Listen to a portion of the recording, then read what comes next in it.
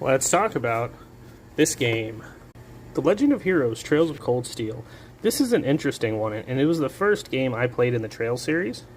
Some might say that's a mistake, and I agree. Trails of Cold Steel is not a standalone thing. This is actually the 6th game in the Trails series and starts the 3rd story in the Trails series, and as of now there's 4 stories. The 4th story is in the middle of what's going on. Disclaimer also, I'm not caught up on any of the stories. I played this one, and I'm in the middle of the first Trails in the Sky game. And I'm not going to lie, as an introduction to Trails, this game is rough. I imagine if it was like the 6th game and you were playing in order, it would be pretty good. But as the first one, man, there's a lot that you should know before you get into this one. First of all, like I said, the Trails series, as of right now, 4 stories split amongst 12 different games, and this is the 6th one.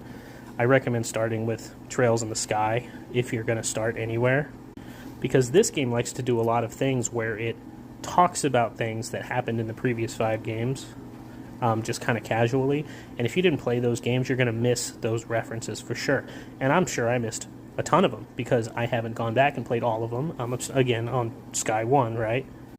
And in my experience so far, I just finished Chapter 1 of Trails in the Sky 1. It seems like a better introduction to the series. It's a bit more interesting, starting out, in my opinion. Also, she's not the main character. I don't know why she's front and center. He is. The graphics in this game aren't the best. It is a PS3 game and a PS Vita game, first and foremost, and it has been remade, or remastered, should I say, for PS4, which is what we have here. And even then, for a PS3 game, the graphics still aren't that great.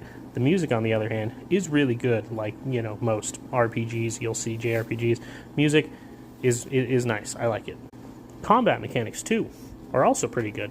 I do like the combat in this one. It's kind of like a tactics game where you move around a little bit of a field after you get into an encounter with an enemy on the overworld, and then you do your attacks in their area based. So, like, how in MMOs you have those area of effect moves. It's like that. It's good. I've taken the game out, but this version also has this really cool reversible cover. I got my copy from VGP. Shout out to them.